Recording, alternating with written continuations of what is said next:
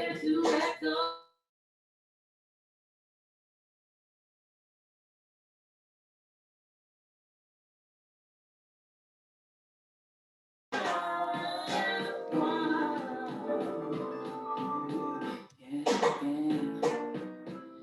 Tell me why you want me so cruel. Acting like you don't feel the way that you do.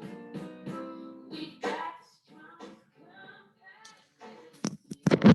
Hello, Queens. Good evening. Hello, hello. Thank you guys for joining me tonight. Hi. Hi, Tori.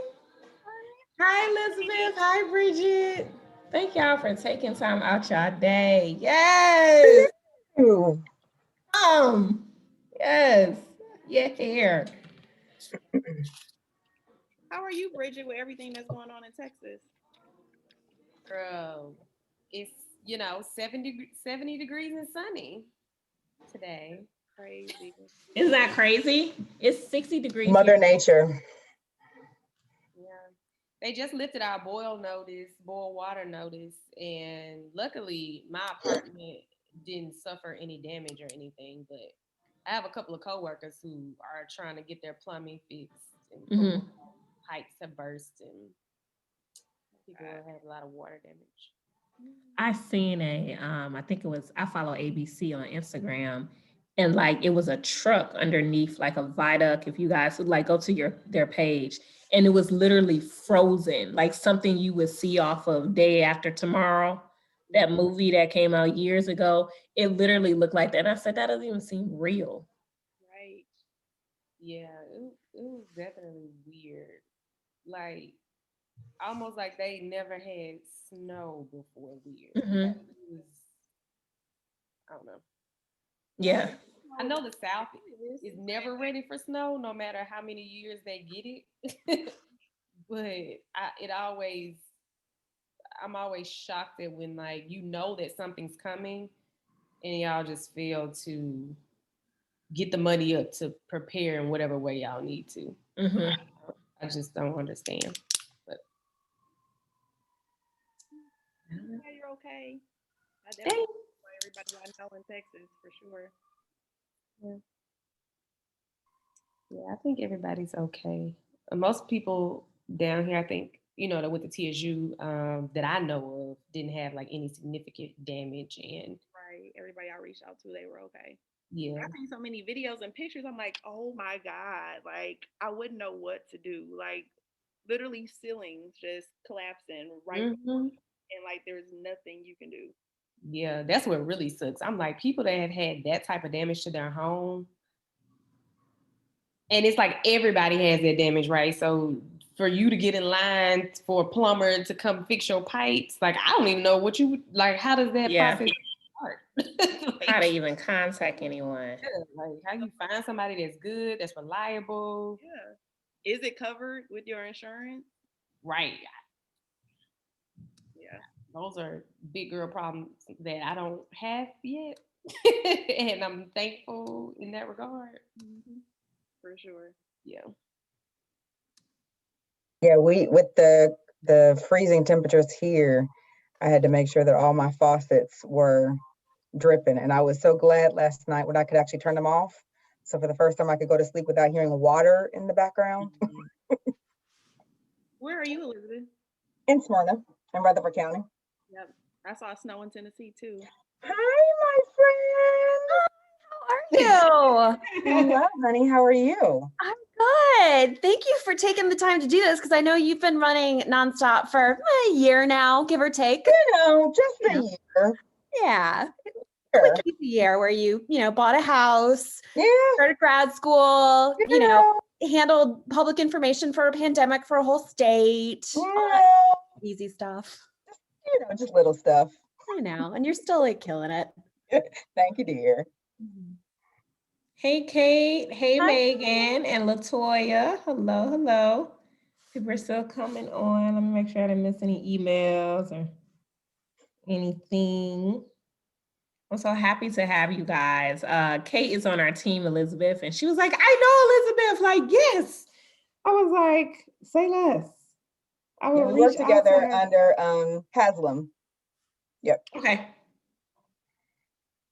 Awesome. Right before I came to Vanderbilt, and that's how I met Charmin. And Charmin and I worked together at Vanderbilt. Mm-hmm. Okay, it's so good to see you without the patch. Thank you. My Yeah. eye is feeling, I scratched my cornea on Tuesday, and it's just been a rough week. So I'm finally able to, I can mostly see out of my eye, and I don't have to wear an eye patch anymore. So Oh. yeah. You look great. Thank you. I was like, I I was can't so have, concerned. I was like, oh my God, what happened? it's painful. It's one of those things where they said it's like, it's not the recovery just kind of happens on its own. There's not much they can do, but it's painful. And I picked a bad week to do it because I had to walk to the emergency room on Tuesday night because the weather was so bad. So. And then you couldn't see. How was, Well, oh, wow. I could kind of see. So I was like just walking down like Harding Place with my, like in my boots with one eye covered. And one of my neighbor kids was like, "You looked really strange that night." And I was like, "I know, I'm aware." All right, let me see. I don't have any outstanding. Okay. Just checking email. Sometimes people are like, what's the Zoom link? So just making sure. And then we'll go ahead and get started because we're all about to kick off another busy week. And some of us are actually just getting like back settled after this weather this week all over. So I don't want to hold you guys long. I am going to record this. If you guys have any opposed to that, please let me know. But just record it so people can come back and kind of look at it and they have any questions, or I think it'll be a good resource for the community. Just to throw on I'll put it on our YouTube page. Creative Girls Rock has a YouTube account. So they can, click on that. That'll be available, and they can click on that link from our website and just watch it at a later date if they were unavailable. So I'll do that. Hello, Erica. Just join. Just making sure. I have like 8 emails, so I'm going through all of them just to make sure. I think we're good.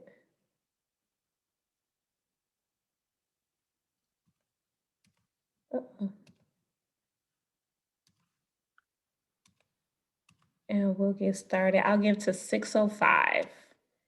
And what we'll do, I'll just kick off everything and just kind of give an introduction of Creative Girls Rock. And then I'll call on each of our panelists just to state who you are, what you do, and just a little background information, and then your experience with the vaccine. Most of you guys are like frontline workers, so how that's been, and if you've received the vaccine, how that experience been. And then we'll kind of just open up for Q&A. I have a couple questions personally that I would love to ask you guys and get your feedback on it. And then, anybody else that joins and has any questions. And that's about it. It's really just a laid back conversation, woman talk. If you want to grab a little beverage of your favorite beverage, go ahead and do that. And we just have a nice little conversation. But I don't have anybody in my email requesting any information, and I don't have any texts, so we're good. I tend to over communicate, so the links are in different places. Alrighty.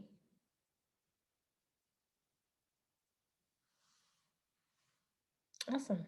Well, it's 6:05.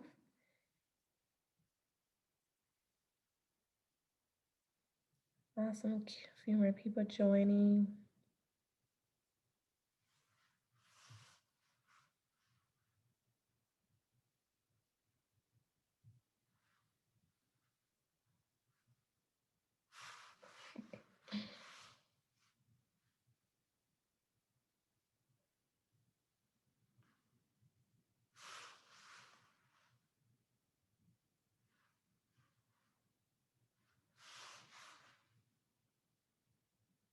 Awesome. But I will go ahead and get started. 6:06. So hello, everyone. I am Charmin Bates. I am the founder and creative director of Creative Girls Rock.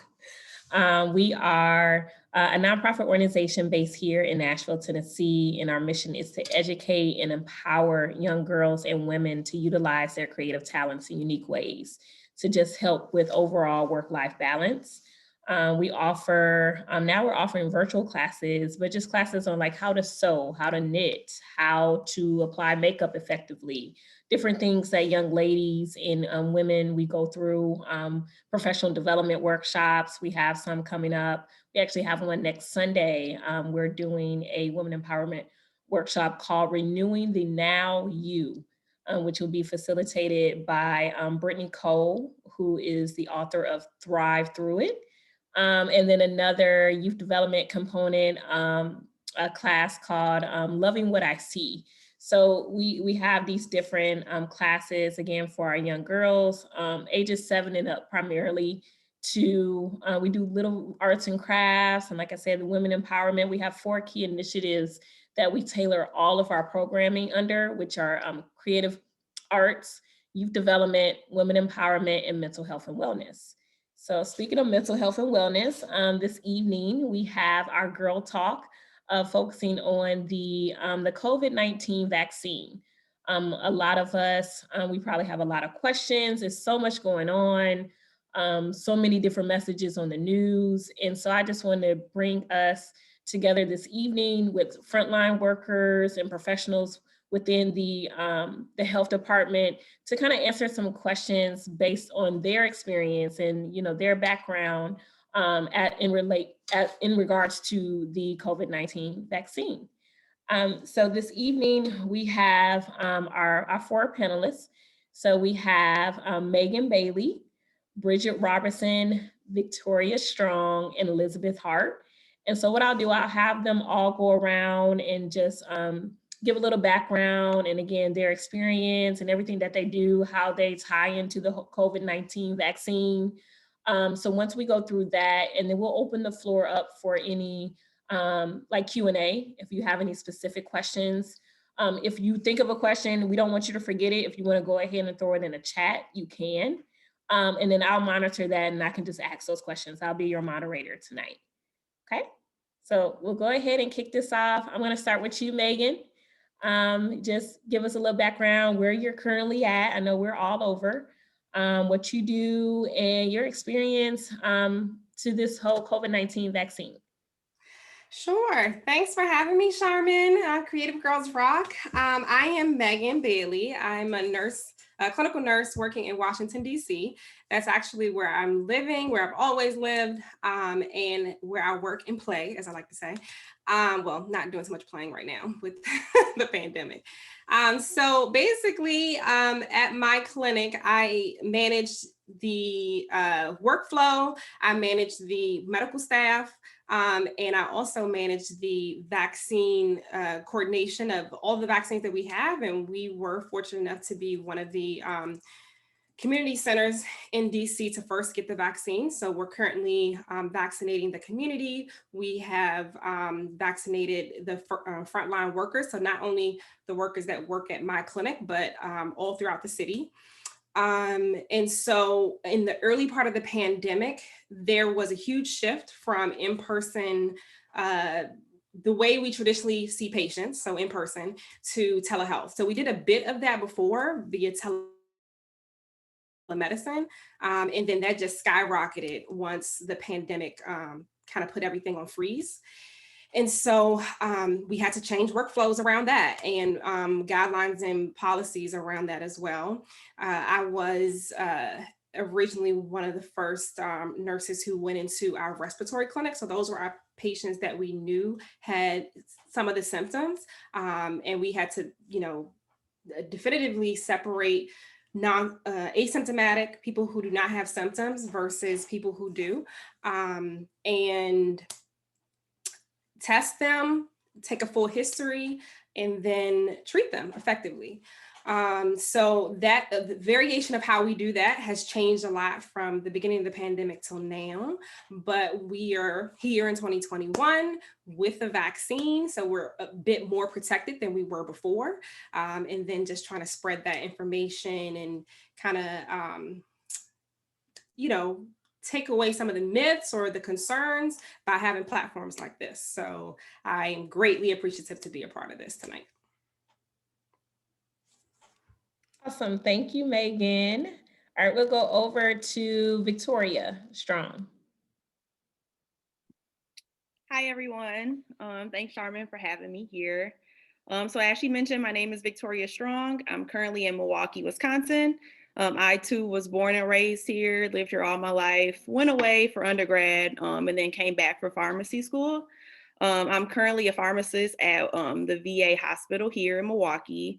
I've been a practicing pharmacist for going on 5 years now. Initially, I started my career off in retail pharmacy. So I worked for a company that's now owned by Kroger.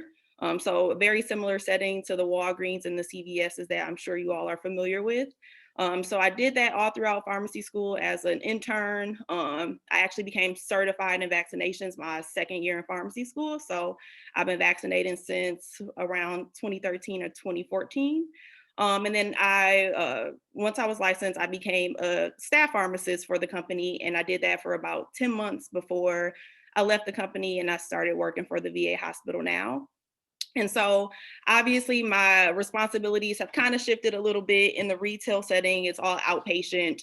It's your traditional pharmacy. So we receive the prescriptions. There's not much intervention we can do once we receive the prescriptions because we can't see the full picture of the patient. We don't have the labs. We don't have all of that information. And so inpatient pharmacy is a lot different because we have all of that information. And in my setting, it's fortunate for us as staff pharmacists because we get to do a little bit of both. So we are definitely involved with the inpatient, more acute care in the hospital side of the facility. But we do also have a functioning outpatient pharmacy. And so we're filling prescriptions as well. It's a little different from other retail settings or community settings because we still, although we are filling prescriptions that we're dispensing to patients, we do have that information available to us. We have the labs, we have the information. So we're still able to make those interventions on the outpatient side. Recently, I was promoted to outpatient pharmacy supervisor. So I'm not involved, thank you. I'm not involved as much as I used to be with some of the clinical things that we did on the inpatient side. And I will admit I missed that a little bit. So right now I'm just responsible for outpatient operations. So I manage and supervise the outpatient pharmacy, all of the staff pharmacists and all of the pharmacy technicians. And so my involvement with COVID and the COVID vaccine, I'm actually surprised with how involved I've been because for us, all of our vaccinations are considered inpatient, although they're administered on the outpatient side. But it's also new to us. And so we as leadership in preparation for receiving the vaccine, we had to get together and come up with a plan. And all of it, I'm sure, as you all have experienced, is all so new. And we're all kind of just, rolling with the punches and figuring things out as we go. But I'm very fortunate for my pharmacy staff and my pharmacy leadership because I feel like given the deck that we've been dealt, I think we've been handling it appropriately. And we were actually one of the first sites. I think we were the first site in the state to receive the vaccine. So we have vaccinated all of the first line workers at our facility, and we have already begun vaccinating patients as well. And so far, I think we've done a really good job with the operations behind it. It's been relatively seamless. And so, yeah, I mean, it's been interesting kind of learning more about the vaccine and about the virus, as it all kind of unfolds. Awesome. Thank you. I call her Tori. Can we call you Tori tonight? Call me Okay, Tori. So we'll go to Texas, Bridget Robinson. So glad to have her after, just this week, and I'm thankful to have her on this call. I'm in Nashville and the city literally shut down for about 5 days. So if you guys have been, I'm sure you guys have been looking at the news and what Texas and everything going through. So I wasn't sure if Bridget was going to be a part of this call. So I appreciate you, Bridget. Thank you. I'm so glad you're at home. You have power and you're safe. So thank you again for being here. But yeah, go ahead. No, thanks, Charmin, for inviting me. Again, my name is Bridget Robinson. I am currently in Houston, Texas. I'm originally from Birmingham, Alabama. I lived in Nashville where I went to undergrad and also worked at Vanderbilt Children's Hospital. And then I transferred to Houston, where I am a pediatric nurse practitioner at Texas Children's Hospital. So my take is a little bit different because I work with the pediatric population, but I'm also inpatient. I work in cardiology, but sometimes we get adults because their heart disease is something that they've had since they were little. Some of them they're born with. So we do see people as old as 60 to 70 years old who are still being seen by these pediatric cardiologists. But anyway, that's another story. So I've been a nurse practitioner for about 2.5 years now. Since the pandemic has started, I've been going to work every day. There's been no working from home for me. So that's been very interesting. We do have kids that come in and they are COVID positive. We have seen babies that are COVID positive. I was testing some of the first people, of course, masks and gowns, but all of that PPE protection has evolved over time in a short matter of months. And the treatment options that we have for our kiddos are a lot different. So we're not vaccinating a lot of people inpatient because they're just not old enough.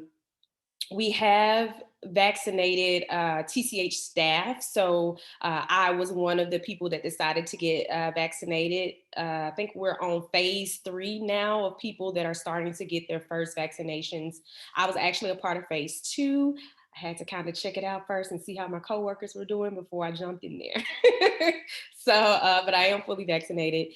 And we actually are vaccinating community now. So I vaccinated a lot as a bedside nurse when I worked at Vandy Children's. As a NP, not so much. But we are the people, if we sign up for those shifts, we kind of are the monitoring side of things. So once you get vaccinated, you sit for 30 minutes. We'll watch you for any anaphylaxis, any type of reactions that you may have, and kind of escalate from there if anything happens. But that's just kind of our role as providers as we take those shifts. But yeah, there has been prompts, I will say, to ask, just like during flu season, oh, this patient can get vaccinated, and you have to ask, but we don't have, to my knowledge, for my floor, we don't have readily available vaccinations for our population at this moment. But I think right now, without compromising HIPAA, I feel like the oldest person on my floor at the moment is 21. So, and a bunch of babies other than that. So they wouldn't even be eligible anyway. So that part of it is interesting. And there's actually some cardiac issues that have been, that are side effects of COVID that a lot of people may not know of that are specific to children. So that's been interesting to see as well. Awesome. Thank you, Bridget. And our final panelist, Ms. Elizabeth Hart. Welcome, Elizabeth. Thank you. Good evening, everyone. So I also am here in Tennessee. I'm actually in the Smyrna area, so just south of Nashville. I am working from home. So my current title is I'm the director of the Office of Faith-Based and Community Engagement for the Tennessee Department of Health. A month ago, I was the Associate Director of Communications and Media Relations for the Tennessee Department of Health. I have spent 17 years of my entire career in medicine and public health communications. I live it, I breathe it, I do everything communications. So it's nice to kind of branch out and kind of take that engagement piece on a different level. So in my role, in my previous role as of a month ago, I was overseeing all of our social media platforms. So that's Facebook, Twitter, Instagram, YouTube, also all of our marketing campaigns. So if you live in Tennessee, you've seen our commercials that have been airing since COVID-19 started. I'm not a one-man band. There are 3 other individuals on the communications team, but I handled all social media and all marketing. So each person had their own priorities and responsibilities, and I had to take on that entire bucket by myself. When COVID-19 first started, we had about 19,000 likes on Facebook, and a week or so ago, we crossed 131,000. So exponential growth. Also, with the marketing campaigns that we've done, specifically about COVID-19 and testing in the minority communities, immunizations. If you remember, in the heart of COVID, around about May or June, we were starting to see a drop in the peds, the children getting their back to school immunizations. And there was a big concern across the country about that. And so we launched a campaign about that. And so from COVID until now, I think my total was about $2.75 million in marketing campaigns that I have launched in the last year, which is a lot. It's a lot of contracts. It's a lot of production. It's a lot on one person. So Kate was not lying. I do work sun up to sundown, 7 days a week, it seems. There in the beginning, it was 14, 15, 16-hour days and communicating those messages out to the public. And I will say, just a caveat, we are up for 3 Emmy nominations for some of the commercials that we created. So next Saturday, thank you. Next Saturday, we are up for 3 Emmy nominations. 2 are in the same category, so we at least have the opportunity to at least get 2 nominations. Also, a little plug, that's also my birthday, so I keep trying to put that in the atmosphere. That would be a great birthday present to win an Emmy, which would be awesome. In my current role, I am basically talking on Zooms and Teams and WebExes literally from sun up to sundown, 7 days a week. Yesterday, I talked with a group of pastors in Haywood County, which is in West Tennessee. It is my responsibility now that the vaccine is out there to then educate everyone, explain what it is, to talk with individuals about doing their own research. It is a choice that you have to take. I am a huge pro-vaxxer. I'm as soon as I'm eligible, as soon as I'm eligible, even though I work in the health department, I will be the first one in line. But getting people armed with the right information, there are a lot of rumors that are out there, and let me tell you, we are always trying to bat them down left and right. But by doing these one-off and one-on-one conversations with pastors who lead larger congregations, smaller congregations, people look up to their faith leaders. And so that's what I've been doing every day, all day, is talking to them about it, showing them the website, how easy it is to get an appointment, that if they are a senior, we encourage them to call the telephone line that we have. We have about 400 operators that are standing by to help them get those appointments and to help them get those vaccinations. As of last week, we have transportation that's now up in line with a couple of our other state agencies.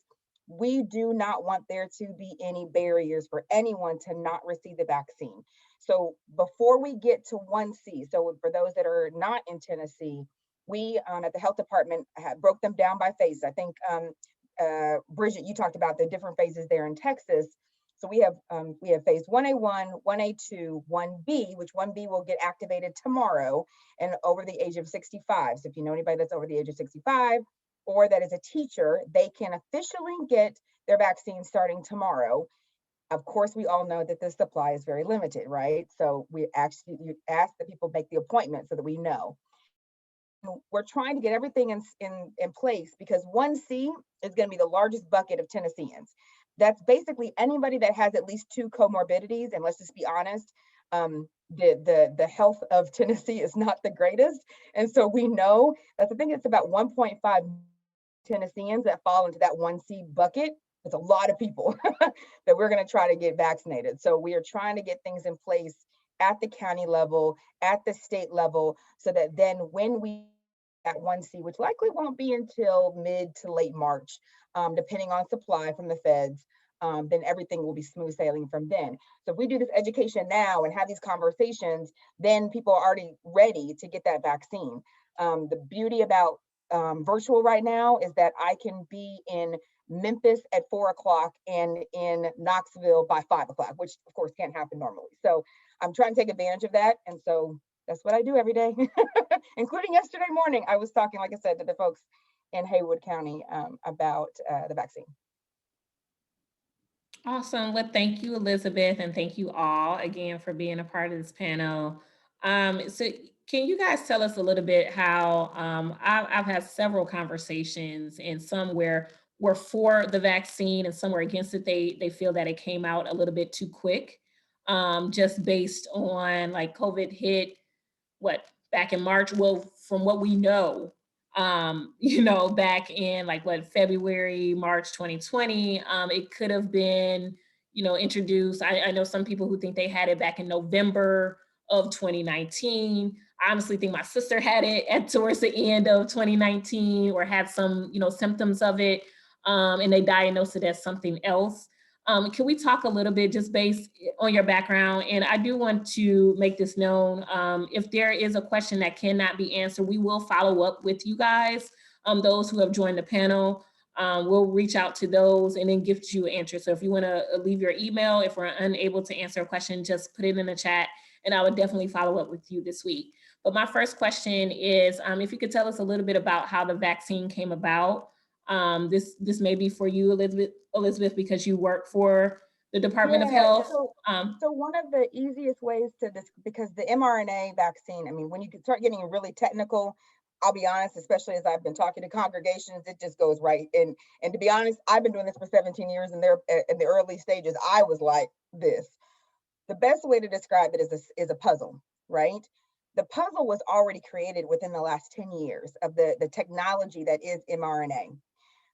When COVID came along, the researchers then found the DNA that is COVID-19. So you already have the puzzle piece that's already been created.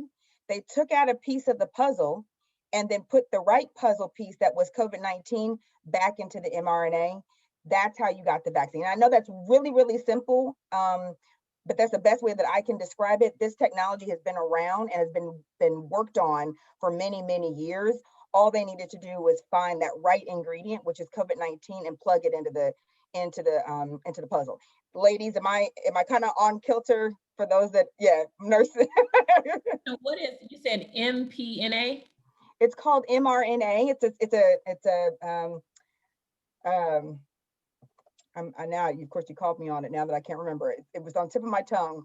It's a type of technology utilizing the DNA of the virus. It's on the tip of my tongue, and I'll come back to you in a second now that you called me on it. But Nurse Meg, you can go ahead. I was say if anybody else knows, I just like acronyms you guys know, but like me is not in the medical industry, I have no idea what that means. So just keep. Go ahead, Victoria. So mRNA stands for messenger RNA. And so it's something that all of us have, right? All of our cells have mRNA, we all contain mRNA. And what it does is essentially what the name insinuates it does. So it provides information and it tells the cells what to do. And so I think some of the things that I've heard, especially in our community, about their concerns with taking the virus is when they hear mRNA, they hear DNA and they're like, oh, it's going to alter my DNA. And it's completely different. So DNA, that's our genetic makeup. That's what makes us who we are. That's what we pass on to our offsprings. We've received some of our DNA from our parents, and it sticks with us for the most part.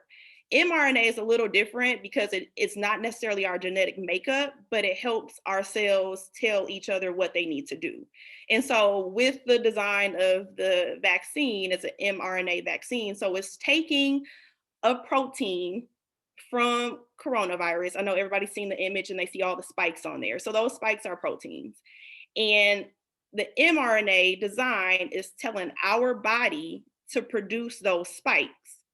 So our body is producing those spikes, and the mRNA that we received from the vaccine, once it's in our body and it tells our body what it needs to do, produce those spikes, or tells our cells to produce those spikes, our body breaks it down. So our enzymes breaks down the mRNA, and then boom, the mRNA that we received from the vaccine is now gone. But our cells in our body has started to produce those spikes so that our immune system recognizes it. So our cells are producing these spikes. Our immune system is like, hey, what's that? I've never seen that before. Let's figure it out because it doesn't belong here. And so we start producing antibodies in response to those spikes because our body doesn't recognize it. Our body wants to create some sort of defense because it's not supposed to be there. And so the idea after that is essentially the same concept for all vaccines. So our body produces an antibody response, or produces antibodies, an immune response, so that when we are introduced to or we come into contact with the actual virus, so in this case it's coronavirus, we have the defense, we have the armor prepared to fight the real thing. And so it's a little different from other vaccines because Elizabeth is absolutely right. The technology behind it is not new. It's something that's been in the works for years now in response to other viruses that we've seen, but haven't been as impacted by. But the immune response is the same. So we're trying to prepare our body for the real thing. So once we come into contact with the real thing, we're not, we don't have the same response. So we're not, even if we have some symptoms of it, we're not having the same response that we would had we not had the vaccine. So less likely to go to the ICU, less likely to have some of those respiratory symptoms, because it's not the first time that our body is seeing these spike proteins that you see on the coronavirus molecule. Got it. Thank you. Thank you for that. And we actually had a question as you were speaking. Is that different from how other common vaccines work, like the flu vaccine? Yep. So I was actually going to mention that too. So right now, most of the vaccines that we know come in one of like 3 different forms. So either it's a live vaccine. So some of your childhood vaccines are live vaccines. So the chickenpox vaccine is a live vaccine. So basically what you're doing with a live vaccine is they have taken a very, very, very, very, very small amount of the actual virus, enough to cause an immune response, but not enough to cause an actual infection. And they inject you with it so that your body creates those antibodies and an immune response to it, but you don't become sick from it theoretically. Your chances of sickness with live vaccines are a little higher, obviously, because they're using the actual virus to create this immune response. But the idea is that they're injecting such a small amount with the vaccine that you shouldn't become infected with that said virus. Then you have inactivated vaccines. And so they've taken the design of the virus and inactivated it. So they've taken all of the, this is probably not the best analogy, but it's the first one I come to mind with. So you have marijuana, THC, and CBD. So an inactivated virus is CBD. So you won't have the CNS or like the effects of marijuana, that you can think of, but you can have some of the benefits from it. So essentially an inactivated vaccine is the same. It's taking enough of the information of the virus so that your body creates an immune response, but you're not actually being injected with live virus, so you won't become infected by it. And that's what you see with the flu vaccine that most of us receive now. It's an inactivated virus. I know with the pediatric population, the nasal formulation of the flu vaccine is live. And then in our elderly population, the traditional shingles vaccine, which was Zostavax before, that was live, but they've come out with an inactivated version of the shingles vaccine. It's called Shingrix. That one is actually not live. So essentially those are the 2 forms you see most commonly. Again, there aren't any approved mRNA vaccines. And technically the 2 COVID-19 vaccines that are available are not necessarily FDA approved, but they did get emergency use authorization. So it's still kind of in the trial phase, but because they've seen a response to it that has been beneficial to the population, they are administering it as a kind of benefits outweigh the risk situation.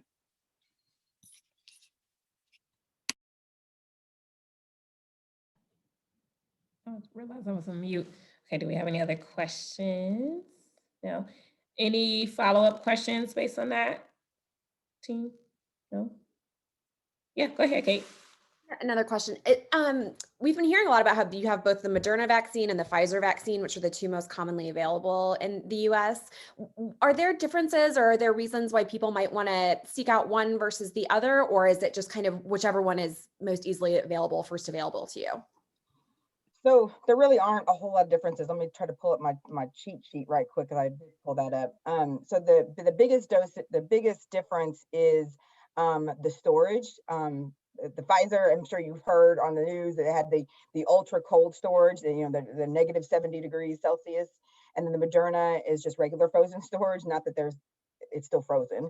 And then there's a difference between the number of days between that you are allowed between the doses, but each of them, and I don't have that pulled up, I think one was like 94.6 and one was like 96%, whatever efficacy, Yeah. like it's slightly off. They're both really, really good. And so I'm sure you also have heard that the Johnson & Johnson one is coming out. I was just Well, about there's to a say that. meeting about that in the next week or so. And then it'll be another week or so before it's actually in hands. That is going to be monumental because it is one dose. It is not the 2 doses that is Moderna and the Pfizer. So, for example, for our individuals who are experiencing homelessness, who might be difficult to identify and find for that second dose, that with the Moderna and the Pfizer, that's going to be very helpful in making sure that they're also vaccinated, because it's only going to be the 1 dose. So that's essentially, they're barely different. Now, question about that Johnson & Johnson.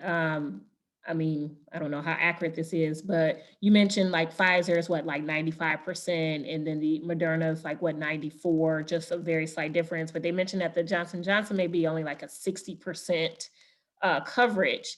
That's concerning for me because, you know, again, if I don't have the right insurance to cover for Pfizer or, you know, Moderna, I don't know, just the 60% throws me off. So I'd have to find, I've got it somewhere and I thought I had pulled it up and I didn't. So when they talk about that percentage, that's the severe illness, right?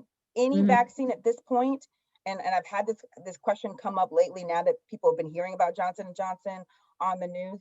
Any vaccine at this point is better than not having any vaccine at all. We know that COVID-19 is impacting minority communities disproportionately than others. We know that for a fact.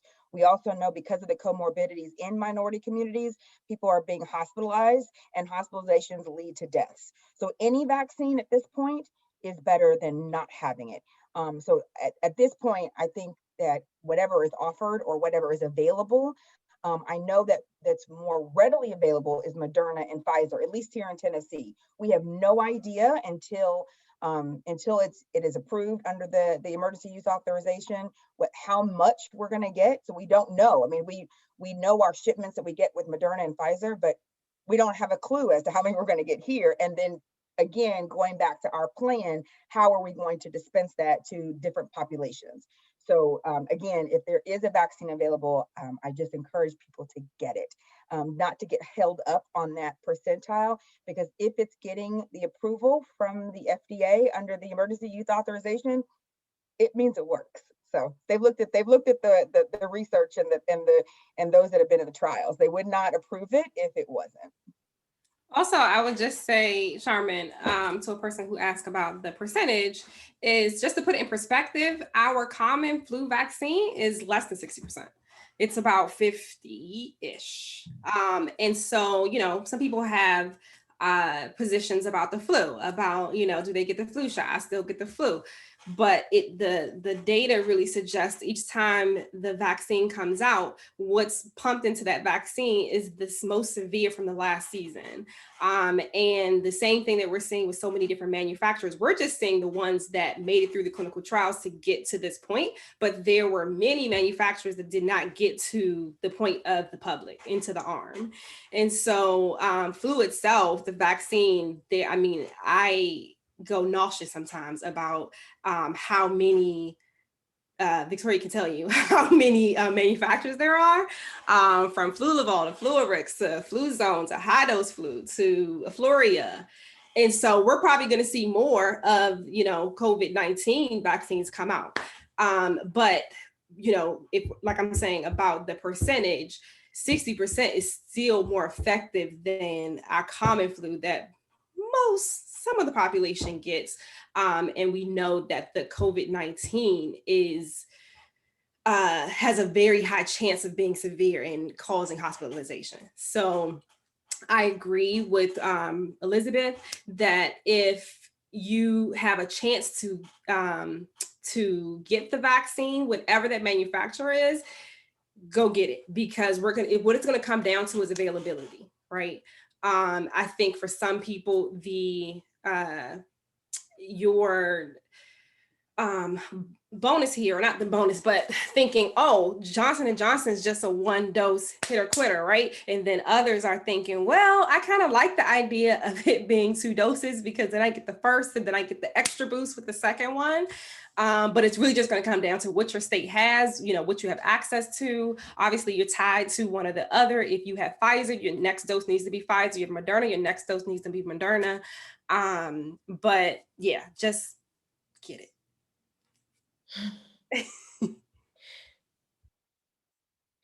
Any other? Oh, okay. Um, What are your thoughts, Sherman? Are you hesitant at all? I am. Are you more, would you get the Pfizer over the Johnson & Johnson?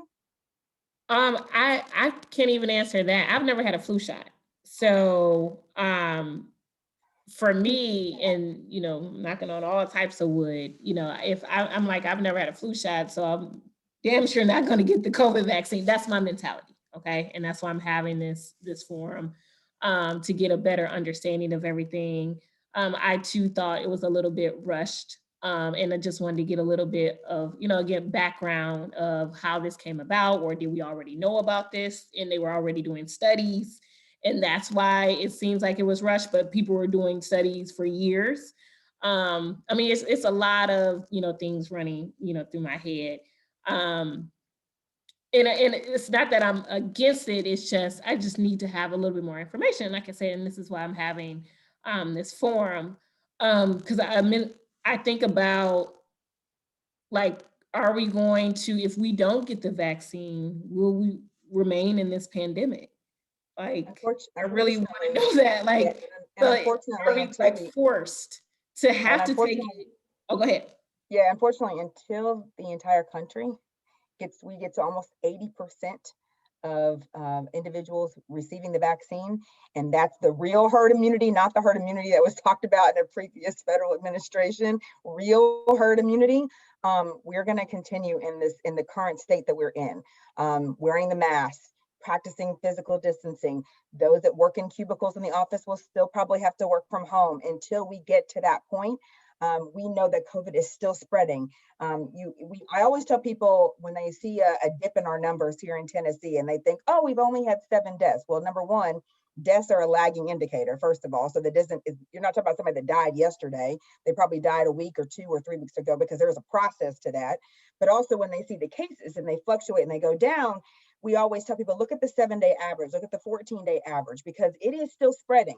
Until we get that below 3%, that 3% marker, we're still having community spread. And I think our numbers today were up, I think 9%.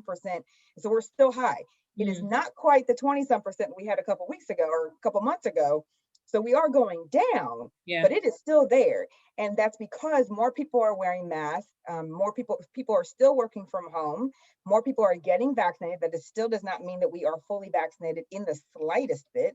I think the last numbers I saw were 11% of the population here in Tennessee vaccinated. We're not even close. We got a long way to go. So until enough of us can get that vaccine into our systems and we start building that brick wall of herd immunity, we're going to continue in these same waters that we're treading in right now. And so I try to tell people, like, think of a vaccination not only for yourself, but for other people, right? So this isn't a cure. Okay. So I think a lot of people think of it like, oh, well, I don't have to get vaccinated because if enough people get vaccinated, then it'll be fine. But it's not a cure. So I can be vaccinated and you cannot. And I could be walking around with COVID. It did not make me sick. But if you get exposed to me, now I've made you sick because you're not vaccinated. Gotcha. And so it's not a curative thing. This virus can still spread. It's just now that if you come into contact with it, your body knows how to handle that. So the hospitalizations will hopefully go down. The deaths we'll see go down. Just with the flu. The flu hasn't gone anywhere. It's just gotten better over the years because there's enough people in the community that get vaccinated. And so therefore I backtrack to say it is very different from the flu in general, but the way that it's spread is very different. But it's not going anywhere. When it first came about, like, first thing I thought was, okay, so when the vaccination coming out, because this isn't going anywhere. I think a lot of people kind of think that, oh, well, it'll be over. If everybody catches it, it'll be fine. Well, it's just people passing it around, right? Because we don't know how long this immunity lasts. Mhm. So typically, if you're positive for COVID-19, they say maybe your immunity lasts about an average of 73 to 90 days. Could be a little bit more than that, but from where we're sitting, that's average time, right? So there is, still more research that needs to be done, but the more we can get people vaccinated and the more we get this information out, we can kind of, help each other, not just thinking about, oh, well, I don't want to, but then you go and you walk around everybody else and then you spread the virus. So it's like we have to help each other get vaccinated, because me being vaccinated and you not, I'm still posing a threat to you possibly. I agree 100%. And we always say protect yourself, protect your loved ones, and protect your entire community. That's what vaccines do. They protect yourself, your family, and then those that are in your community. One of the other things that we talk about is the fact that many people actually are passing the disease and don't know it. They are asymptomatic. That's one thing about COVID-19. You could be walking around here with an active case and not have a single symptom. And now you have hugged up with your grandmother, you visited your mother who might be over the age of 65, and you have inadvertently passed the COVID-19 to her or to them. So let's say the mother is 65, 66, 67, and she has comorbidities and she's Black and she's still working. You're adding on all these risk factors. And now, unfortunately, your mother becomes ill because you inadvertently gave it to her. Now she's in the hospital on a ventilator, struggling to breathe. And we just hope and pray that she does not pass. And unfortunately, 11,000 plus have died here in Tennessee, and they did not survive COVID. And so that's something that we also want to think about. COVID-19 spreads without symptoms. So that's why it's important to get that vaccine. But Charmin, you're not alone in, your fears and your concerns. And so I'm glad that you had this forum, because I mean, when it first came out, I'm a nurse and I was like, I don't know. This seems a little sudden.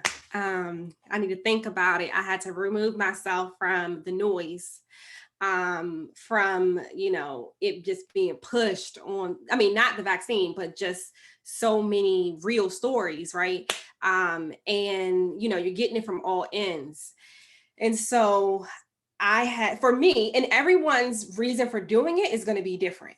For me, frontline means that I am directly in the same room with, treating, taking full histories for a period of time with patients who may or may not be COVID. So regardless of if I decide this is safe for me or not to get, I still have a risk. I mean, I still put myself in that place because I'm essential and I have to do it. So it's like, I had to think about, you're going to have to do it anyway, Megan. Like, you're a nurse, you're going to have to, not that I'm going to have to get the vaccine, it's not mandatory at my clinic. However, I still have to go to work. I still have to be in the public. I still have to, I still see my kids. I still, see my parents who are older and have comorbidities, right? And so it's like, as some of the panelists have already said, that responsibility of who else am I affected potentially, right?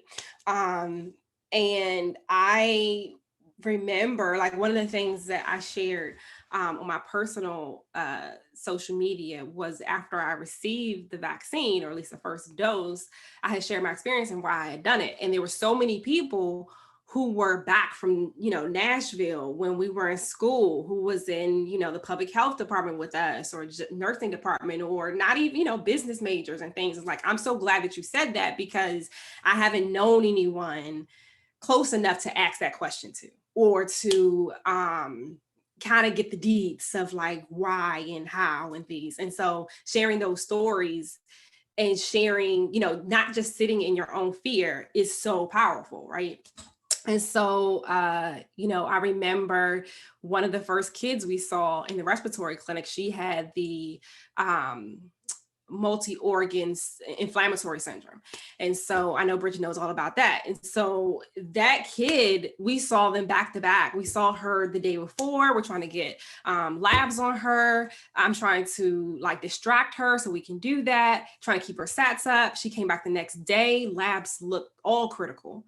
And it, you know, watching her mom, right? We did not even speak the same language, but the language we spoke was mom. And that she has this, her kid is the same age as Avery, my oldest son. And that was just so very real to me, right?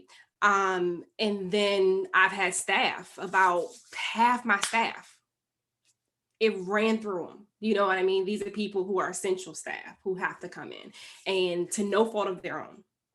And so really the virus, you know, it takes no prisoners. It doesn't, you know, you don't come in contact with somebody and on their forehead says like, I'm COVID positive. You know, that's what we're talking about, the asymptomatic patients. But I think you just have to, I can go on forever, but I think you just have to think about what your personal story will be and, you know, how that affects you.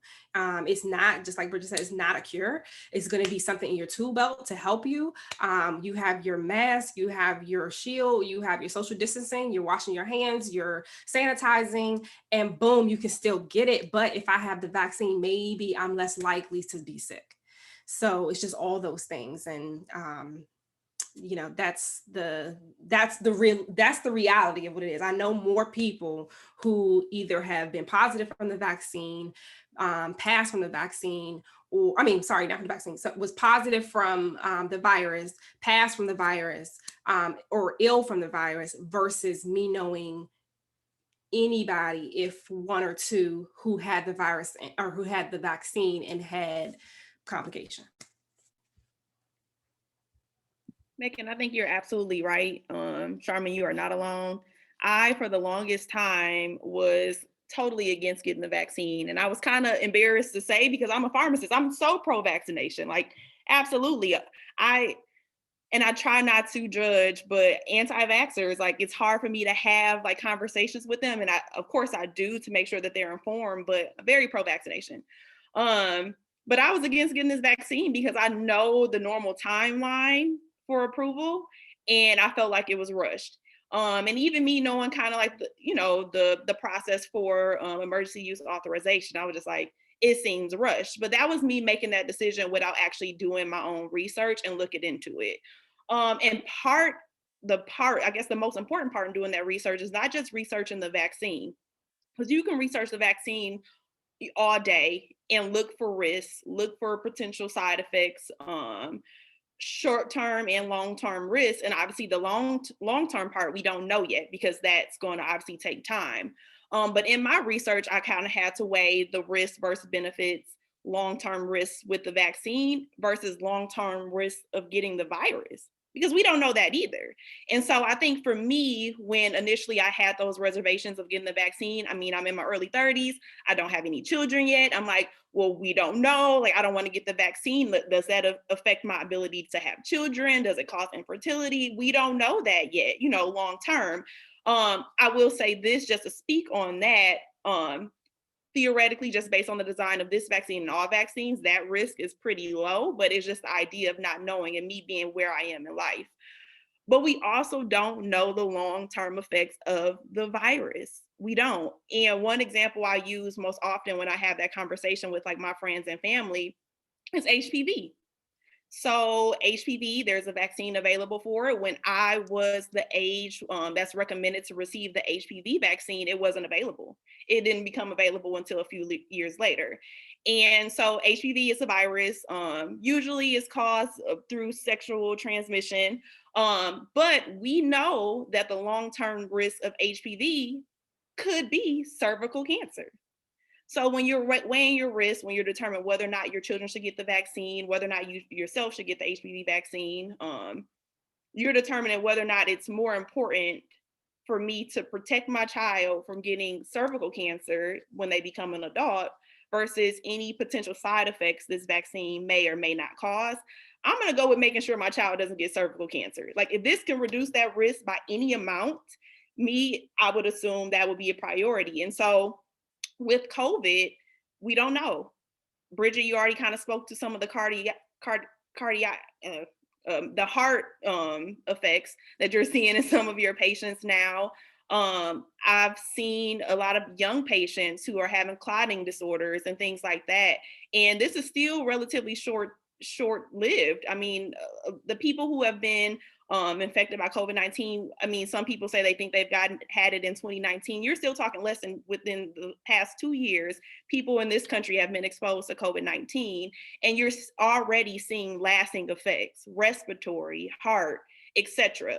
And so not only am I reducing my risk of exposing my loved ones, exposing my coworkers, but I'm potentially reducing my risk of getting some unwanted comorbidity in the future, you know. So when you're weighing out your risks versus the benefits, obviously that's something else to consider. So yeah, there are risks associated with anything you take, any medication, any vaccine, but then there's also risks with the virus. So just make sure you're taking that into consideration as well. Thank you guys for that. Any questions from the audience? I have a question. Can you all hear me? Yes, we can hear you. Okay. And I'm hoping my phone doesn't die because I got very low power. But thank you, ladies, for coming. This really is very informative. I'm coming from a space. First of all, my name is Candace. I happen to be Charmin's sister. But I had COVID already. So my whole family, it started off with my daughter, who is 8 years old. We kind of don't know where she got it. Kind of when everything started opening back up, we allowed her, she was taking a gymnastic class, and the class, as you know, they give the precautions and they say, you got to wear a mask, you check your temperatures, we were following all the protocol. Maybe about 2 weeks after, and there were only 3 kids in the class too. After she started going back to gymnastics, we got an email from the director and said, hey, we had an exposure here. About a day after that is when Narvis, my daughter, she complained of a sore throat. And so she normally has allergies, and I thought that was it. But in actuality, I said, the mom, I heard, you all talking about the mom space. The mom was like, no, whether she got allergies or not, I'm taking her in. So I rush over to Children's, and they have rapid tests here in Cincinnati. I live in Cincinnati. And 4 or 5 hours later and yep, she was positive. So of course for us, it was very scary. This was back in September. And, I think we were just scared because, as everyone has been saying here, it's a common phrase. We just don't know. You don't know what to expect. But thank God, everything turned out okay. She had a sore throat for and I swear she bounced back better than she did before. It's crazy. But us in the house, of course I got it because, I'm with her all the time. And then my husband, he also got it.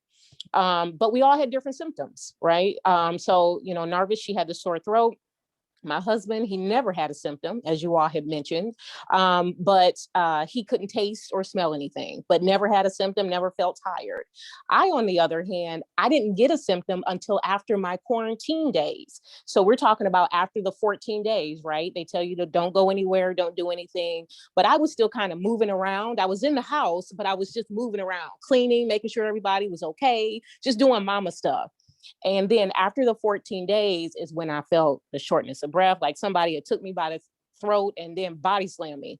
And then I couldn't, I was very lethargic. I was sleepy. Like my husband said I slept for 3 days, if you ask him, but I think I got up, I had to eat, So, but I'm sharing that because I want to know how this vaccine, how we should see this vaccine for individuals who have already, got it. Is this something we should be rushing out to get? And I keep hearing also different things. Oh, well, you can't get it again, or at least you can't get that strand again. So, you don't have to rush out to get it. I did go and get the antibody test, and I still do have the antibodies in my body. So again, I don't know, because I'm not a physician, I don't really know what that means either. I know that I can't receive that strand that I had before, but who's to say that I can't get, some of these other things? We were visiting some of our Indian friends last night, and they said, oh, well, there's a South African strand that is over in India and it's not good. And so I'm like, that just kind of puts on the pressure again for someone who doesn't know and is not informed, like, okay, oh hell, what's next? You know what I mean? We got to stay in the house. Nobody goes out ever again. So I just kind of want to hear the dynamic. I mean, not the dynamic. I want to hear the conversation and the narrative from individuals like you three women who are in the medical field, for individuals like myself and my family that really don't know what to do because we've already had it. Yeah, so a couple of things that you mentioned. So your neighbor is correct. There is the South African variant. There's also a Brazil variant. And so those are things that we're still finding out about.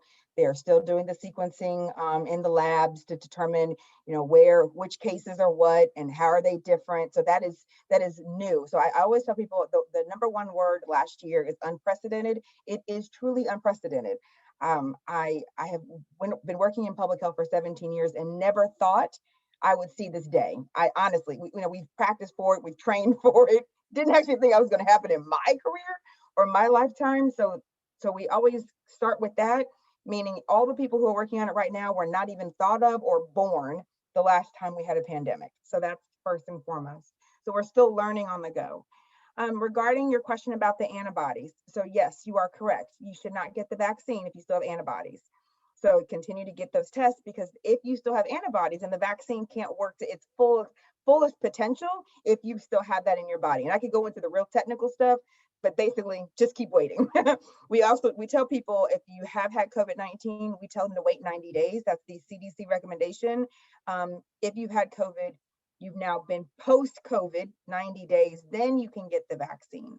And then the last thing I was going to say was that, you asked, should you still get the vaccine? Absolutely, because you can get COVID-19 again.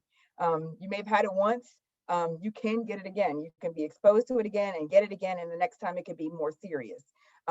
It could be less serious. We don't know. But one way that we can determine and help to eliminate the risk of severe hospitalization or severe disease is by getting that vaccine. Thank you.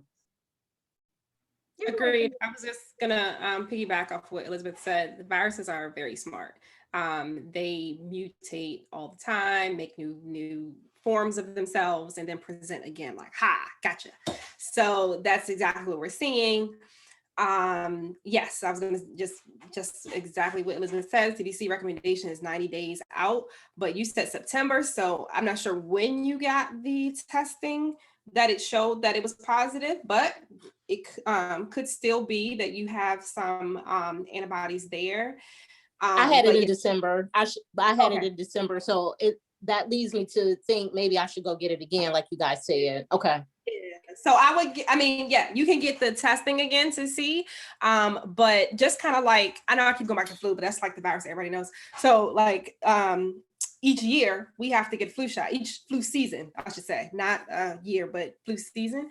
And so once you have the flu of that strand, yes, you have antibodies, and we don't know, if you can get the other flu, like A or B or what have you.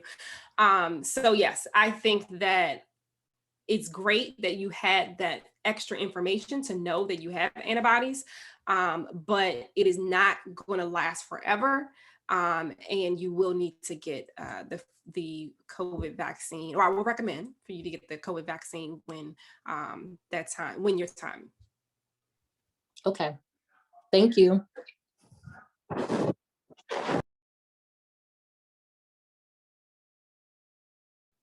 This is great. Any more questions? Hi, Charmin. Yeah, go ahead, Erica. Hey, I had a quick question. So just to go back, thank you again, ladies, for coming on board with Creative Girls Rock and just giving this informational workshop and just letting us know about COVID-19. I have had some reservations about getting the vaccine. However, my question is about concern for my parents. So my parents are a part of the immune compromised dynamic. So they, demographic. So my parents are in their 70s right now. My mother was diagnosed with COVID-19 in December as well. She was asymptomatic. No fever, no loss of taste or smell. She did become lethargic, maybe the midway point of her quarantine, and she took the full 14 days to do so. My parents still work, able-bodied. However, my mother is a cancer survivor. My dad has high blood pressure. She has had her second vaccine already. He just received his first. My question is for them and the population of that age and that demographic. You spoke early, you ladies spoke early about the trials that have been had on these vaccines from the multiple companies, whether it's Moderna, now with Johnson & Johnson, and then the other with Pfizer. The question that I have is, do I still have to be concerned for them even more so now? Because like I said, they are still working.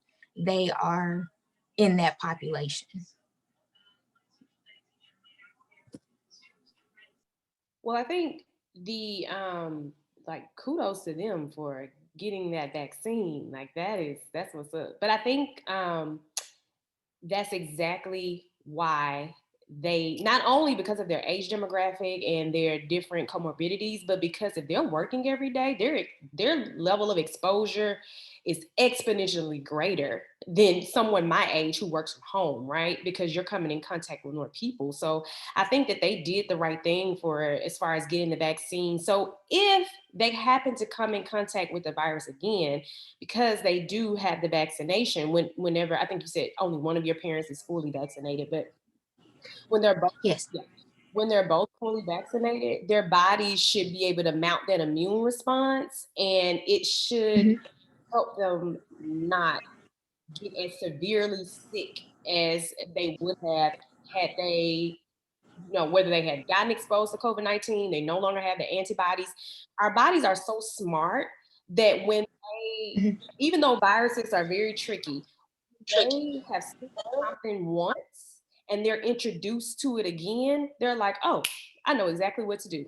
Let's get in formation and let's fight this thing off. So that's exactly why the vaccination is so important, because again, not a cure, but it does provide your body with memory. So I know it's messenger RNA, but I also, like, when I talk to people that aren't in the healthcare field, I tell them, think about it as memory RNA.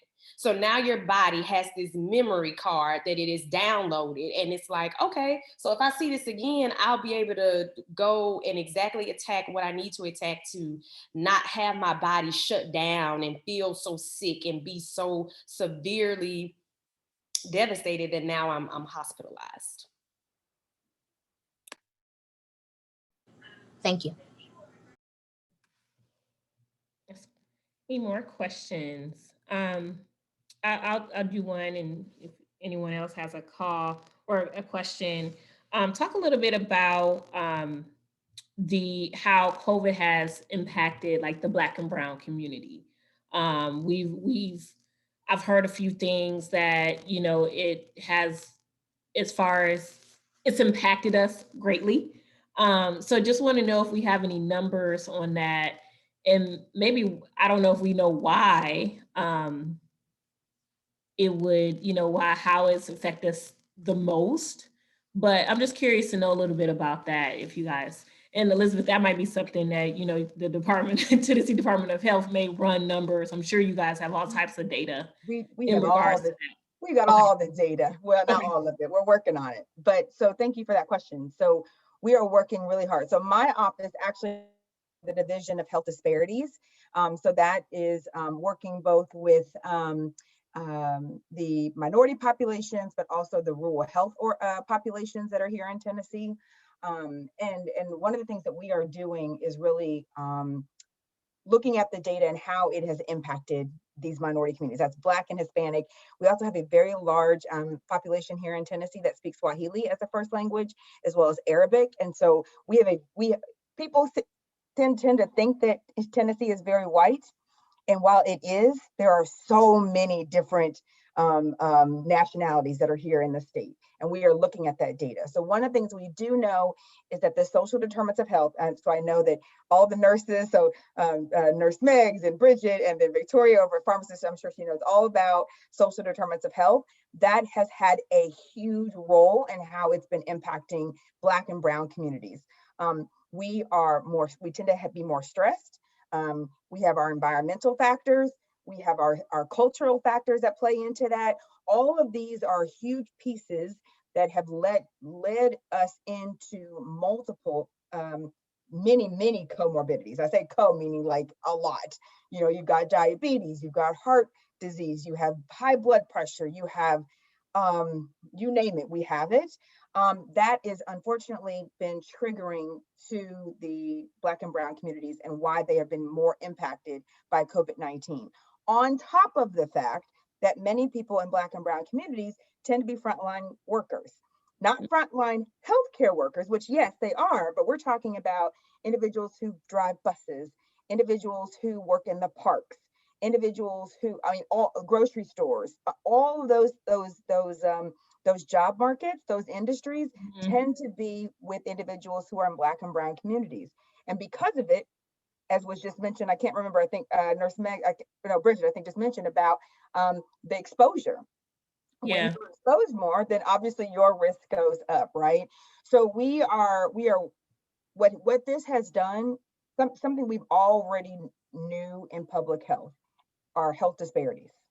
What COVID-19 has done is ripped that Band-Aid off and showed the world, this is what we've been talking about.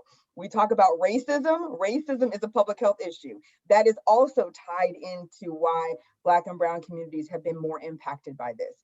And so now what's really important, especially in the public health world, is once COVID-19 exits stage left, of which it will, I believe, and I have to keep thinking that it is going to exit stage left, we can't allow, once it leaves, for all of the remnants of what happened to also go with it. We need to remind ourselves what has happened, who was most impacted, and how can we make changes now and after COVID-19 is over to ensure that this does not happen again.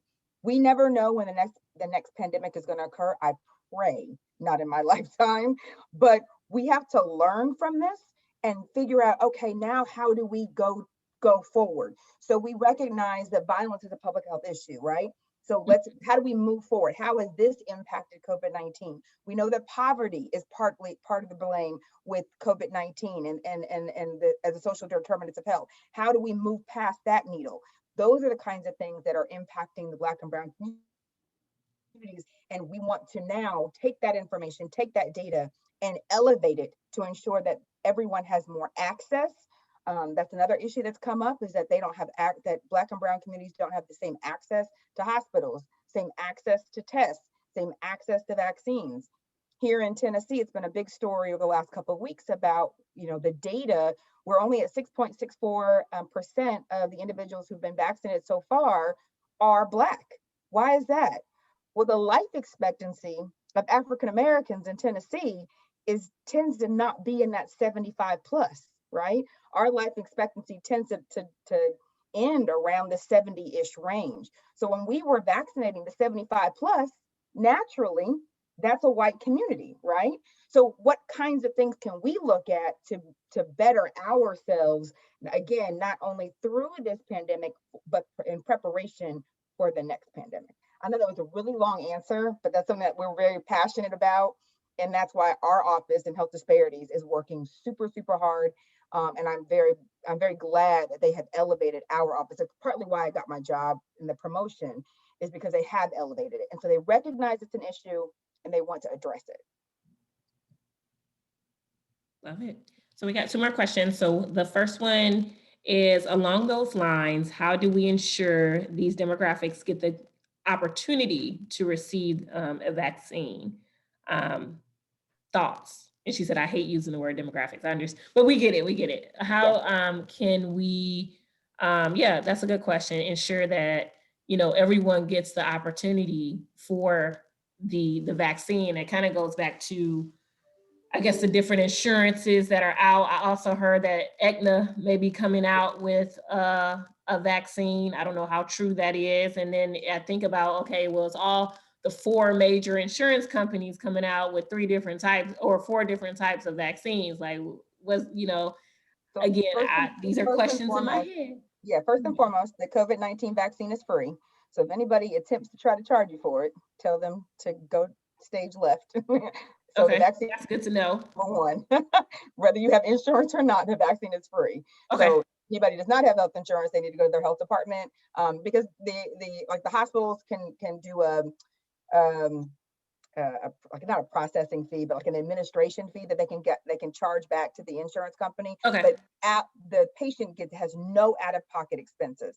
So Good. that's first and foremost. So the question about how do we make sure and ensure that the Black and Brown communities and those that are most at risk get the vaccine is by reaching out to the health department. I'm going to drop my email address in the chat box. That's partly what our office is doing. So we are the ones that are coordinating with the faith organizations, so the churches and the mosques and the all the different religious institutions in Tennessee, to ensure that their congregations have access. So we're actually going to take the vaccine to them, because for some, they can't drive downtown. They don't want to drive downtown. If they're, I'm in Rutherford County, I don't even like sometimes driving to downtown Nashville, to be honest. So we're trying to take the vaccine to the folks. But again, if you remember early on, I talked about Pfizer. Pfizer is that ultra cold storage. That is a very particular type of vaccine that cannot just be, willy-nilly sitting out, on a table, right? Okay. And so we are coordinating those efforts at the health department. And so I can only speak for Tennessee, and I know that Bridget's in Texas, and I think Victoria, you said you're up north somewhere, Milwaukee. Yep, I'm in Wisconsin. Milwaukee. And so I can only speak for Tennessee, but that's what we're doing here. And we are coordinating with the churches, because we know that those are large parking lots generally, and that we have large populations there who are either in the community, in the neighborhood, or members of the church. And so that's one way we are trying to take the vaccine to them. But if there are individuals who are struggling to get it, don't have access to it, can't get an appointment, that is another issue that's come up, that our seniors are struggling with dialing the number and doing it online. That's again why we have operators standing by to assist. So anything that we can do at the state health department, we will, because we do not want there to be a barrier. And I repeat this at least 100 times a day. We don't want there to ever be a barrier for somebody to not get this COVID-19 vaccine. I think that's amazing that you guys are doing that down there in Tennessee, Elizabeth. For me, obviously, I work at the VA, so we have a pretty specific population. We only service veterans. So everyone that we're vaccinating in the community, they're all veterans. And again, I commend my hospital on how we've approached vaccinating our patients. I think we've done a tremendous job. My dad is 72. And so obviously, and he has diabetes, he has hypertension, he has, all of these other comorbidities. And so it was a priority for me to make sure he's vaccinated. He's a Black man.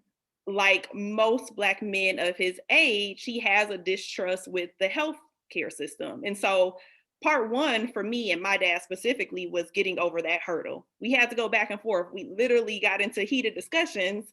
My dad is very headstrong, and I get that from him, about why it's important for him to get vaccinated. And we had to break down some of those concerns that he had, some of those beliefs that he has about the healthcare system. And so part of it is just distrust in the healthcare system. You're asking individuals that were alive and well during the Tuskegee experiment to go get a vaccine that was developed in less than a year, that we don't know much about. So that's probably issue number one.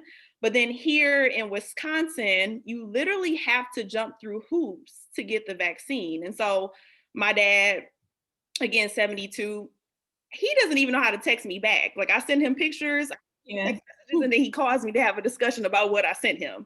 And so in order for him to get vaccinated through his healthcare provider, you had to download the app onto your phone.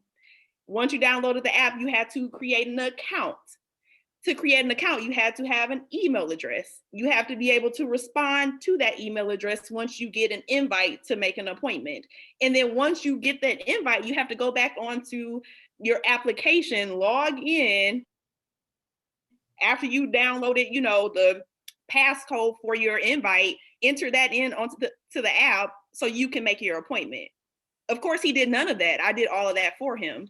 And so I think it's really going to require us to look out for our community. It's going to require us to, in our case, we don't have that access with our churches here, but maybe it's a matter of us going to church on Sunday and having all the elders come in and downloading the app for them, setting up the accounts for them and assisting them in that way, because I can see a lot of our community missing this opportunity just because of that.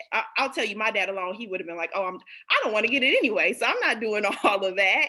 And if it wasn't for me being very adamant about him getting it, he wouldn't be vaccinated today. He just got his first dose 2 days ago, or Friday. So yeah, 2 days ago. I hate to hear that y'all have having to go through that many hoops. I mean, that is incredible. But I think I want to hit on one point, and then I'll be quiet, I promise. That one of the things that we are doing is we're almost like a train the trainer, right? So when I talk to these pastors, I'm showing them the website, and we literally set it up. So I share my screen and I show them exactly where to go, and then I send them a step-by-step. Then they in turn help their congregations. So because I have not learned to clone myself and wouldn't even dare to try, that's the best way that we have found that is working, and it's working really, really well. So that might be something that I would encourage you all to do up there, to do a train the trainer and have it and pass it on. Yeah, definitely. Yeah, I was just going to say, Elizabeth, we need to write President Biden and get you on the task force for COVID-19.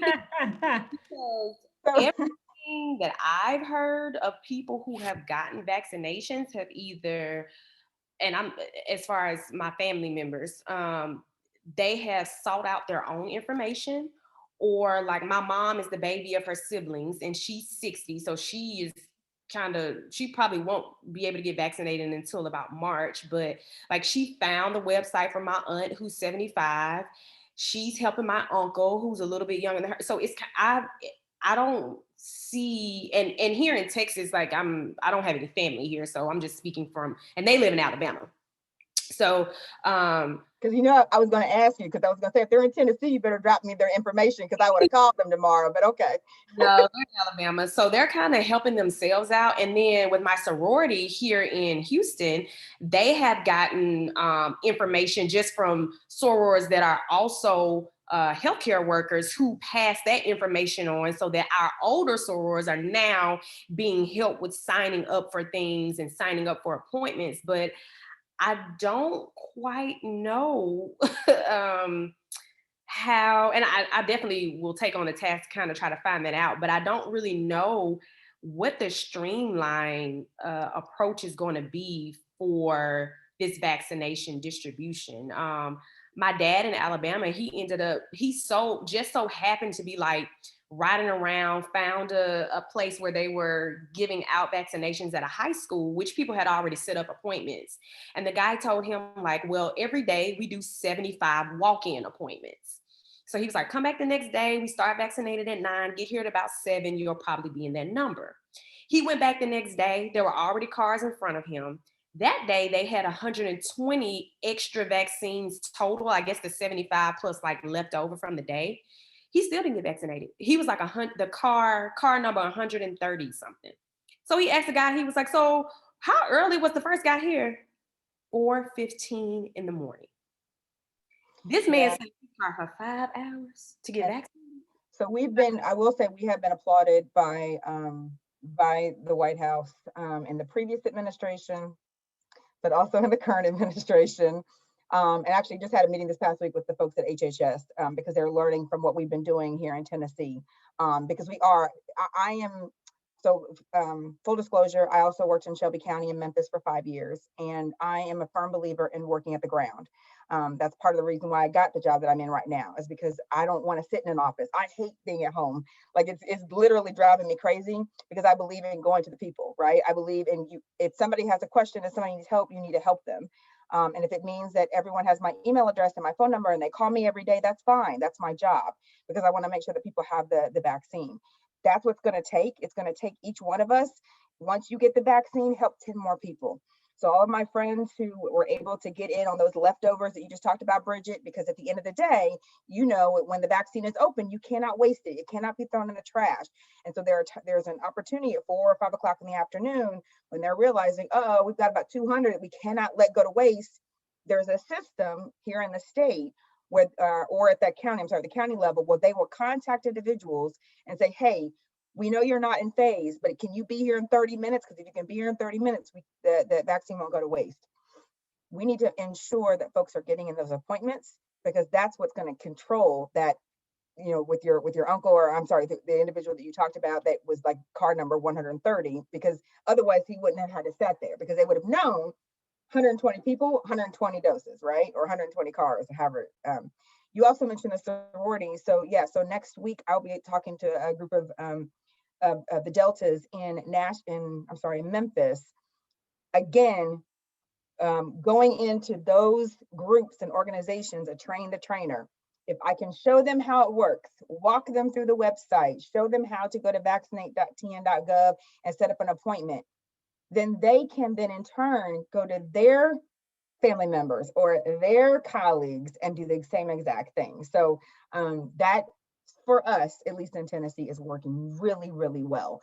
But at the end of the day, we want to keep ticking that number up. We just hit 1 million vaccines. We're going for 2.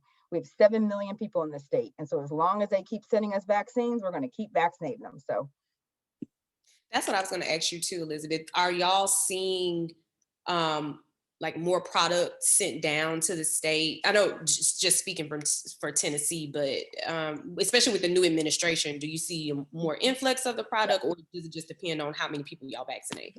We've it was pretty steady for a while. I mean, we've only had it for what, 5 weeks now in total, 6 weeks, something like that. And this past week, of course, we were all thrown off because of the storm. And because of it, and you probably saw on the national news, up in Michigan, they weren't even shipping out vaccines, because if the vaccine had come to us, we don't want it to go to waste, because then it's now, you're on the clock, right? So, you know, you think about like the NFL and NBA drafts, you know, when you're on the clock, the vaccine's on the clock. You cannot let that clock buzz, because then they're not shots in arms. And we didn't want to risk not only the safety of our staff, but we didn't want to risk the safety of here trying to get to the vaccine, the pods, right? The points of dispension. So we do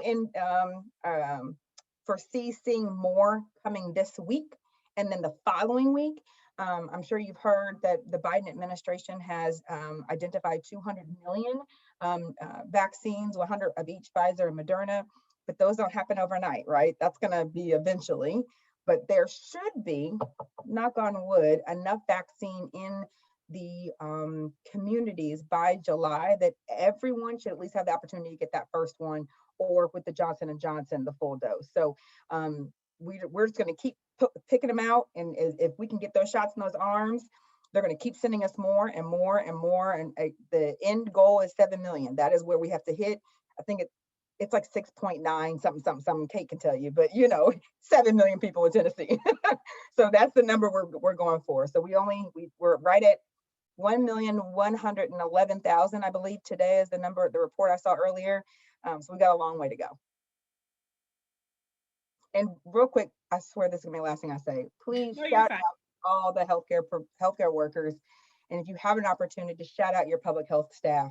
I know I am an executive and I get to work from home, right? And even though I work long hours, those local public health staff have been killing themselves, working day in and day out, from testing and now vaccines. So anytime you have the opportunity to give them a shout out, please do, because we have to love on them, because they're the ones that are truly on the front lines doing a lot of this hard work. So every time I have an opportunity, I try to tell people to make sure they shout out their local health department.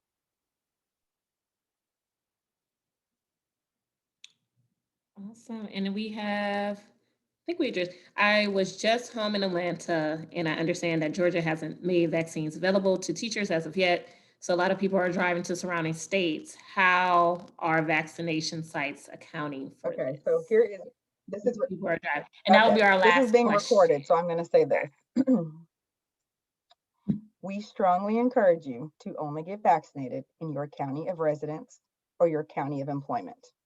Meaning, if you work in Tennessee and you live in, I'm trying to think of a border, Chattanooga, so Hamilton County, but you work over the line in Georgia, you technically live in Hamilton County, please get your vaccine.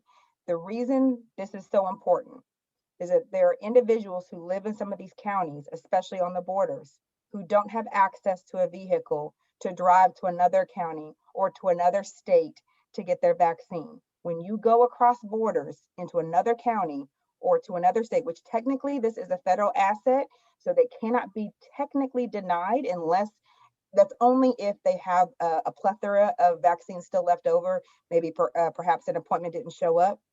When you do that, you are taking it away from somebody who lives in that community who does not have the opportunity to go a distance to get that vaccine. I strongly, strongly, strongly encourage people not to do that. Please wait for your turn. Please wait for the availability and get vaccinated in your county of residence or your county of employment. That's my politically correct answer. I was also going to say that our health department gives us the vaccine based on how much is accounted for our patient load and our, in the surrounding DC. I know DC has kind of like issue with, we're very close to Maryland, for anyone who's very familiar with the DMV. So we're close to Maryland and Virginia. We're in the middle. And so Maryland specifically does not have a safety net for some of their patients who do not have insurance. And so we see a lot of patients, specifically OB patients, who come to see us at the clinic. My clinic sees pediatric, OB, and adult medicine. And so, when the vaccine rolled out, we had a lot of patients who we had to tell that we couldn't vaccinate. They would have to go, because my organization actually has clinics in DC, Maryland also. So that's important. And then the other thing that Elizabeth was saying, or just to piggyback on what she was saying, is when we vaccinate you. So my husband was vaccinated 2 days ago off the wait list from my job. So I was able to put him on it. So when you have those extra doses, like the Moderna comes in vials of 10 doses, a lot of them have been 11, 12 doses here, there. And so you have that ticking clock, as Elizabeth was saying, once you open the vial that you have to get into arms. And so he was called to go get it. So yes. But beyond that, now my job is more or less obligated to give him that second dose, because that's how they complete the protocol for giving the vaccine. You need 2 doses. And so if you skip the line and get a vaccine from the clinic, you're essentially taking a second dose from someone who didn't complete their series. And also not going in the phased approach of, who's being vaccinated now. DC just went into 16 to 64 of adults with chronic diseases. So it just kind of messes up the timetable a bit.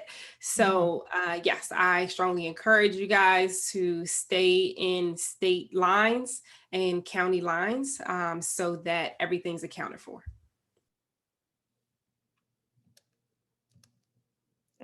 Alrighty. Well, I want to thank you all again for being on this call, and more importantly, just the front line, just doing what you do every day. We appreciate you. We love you. We're praying for you. We know how hard you guys work and the long hours that you're putting in, and I can't thank you enough for just being there for the community and my peers and myself. This definitely gave me a lot more information as I make my decision on, getting the vaccine when my time is, or when I can. I know I'm in a certain phase. Let me see. Thank you all, ladies. Oh yeah, just all the thank yous coming in. And what we'll do, I'll provide, I have like a resource like tab on Creative Girls Rock webpage. And so if you have any literature that we could share with the community that I can upload to the website, happy to do that. And it's just simply called CGR resources. Like I did a class, for example, on how to trademark your brand, like Creative Girls Rock. So I have like steps on how how you should go by doing that. So I'll probably create something little like that, or like, where to contact your local health department or something like that, or how the vaccinations are free. Some people think you have to pay, or depending on your insurance. That's something I learned today. So little stuff like that, like key points. So if you have that, want to email me. And then if anyone else, if we get any DMs or any emails, I'll be happy to share that with you. Thank you all. I know some of us had to jump off, but thank you all for joining us tonight, our audience. Yay. And you guys have a blessed and safe night. Continue to wear your mask, wash your hands, and stay socially distanced, okay? All right. Thank you, guys. Thanks, Charmin. Thank you. Love y'all. Thanks so much. Thank you. Bye. Bye-bye.